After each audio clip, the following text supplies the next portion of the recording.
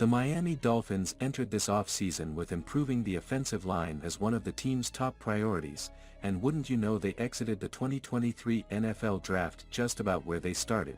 It's not the exact same spot considering Miami added backup interior lineman Dan Feeney in free agency, and used its very last draft pick, selection number 238 in the 7th round, to add Michigan offensive tackle Ryan Hayes, a 2-year starter at owner Steve Ross' favorite college program. Miami also didn't re-sign the most productive starting right tackle, Brandon Shell, from last season, supposedly fearing injury issues. Shell is still looking for work, as are about a dozen decent but aged and maybe injured veteran offensive linemen.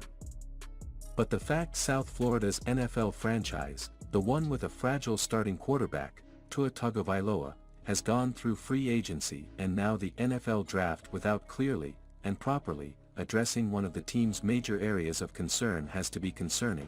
Maybe there's some master plan the Dolphins haven't fully disclosed, like last year's decision to move Connor Williams, who had played guard his entire NFL career, to center.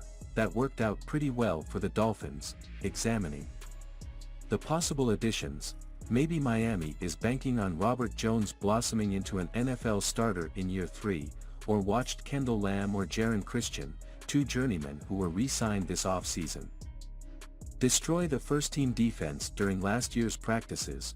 Maybe there's some super-secret contract offer that has been made to Cam Fleming, George Fant, or Cameron Irving that hasn't been finalized yet, and won't until June 1st when cornerback Byron Jones' release clears $13.6 million from the team's books. Hell, maybe we could be hosting a reunion with Ja'Wuan James, Billy Turner, or Jesse Davis, all former Dolphins starting offensive linemen who are unemployed at the moment. All we've got is maybes right now, but it's hard to envision Grier is heading into May with the improvement of Austin Jackson and Liam Eichenberg, 2 early draftees who have struggled mightily the past 2 years, as his final answer when asked what will ensure last year's troublesome line improves. Leaving it up to chance isn't Grier's modus operandi. He doesn't put his own job security on the line gambling on struggling draft picks to turn the corner and improve. He's lasted more than 2 decades with one franchise, progressively gaining power to the point he's the final decision maker on the football side of the organization by covering his backside. Dolphins can't be done yet, right?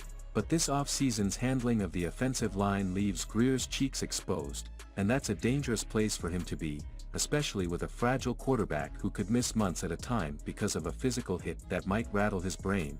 Grier normally doesn't take those types or risks, so there has to be another plan up his sleeve.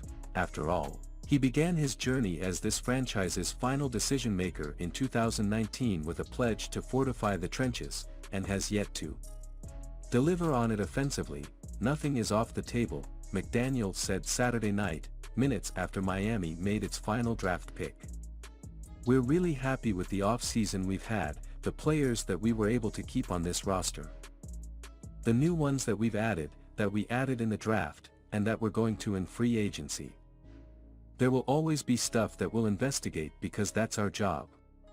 There it is, the Dolphins are not done yet.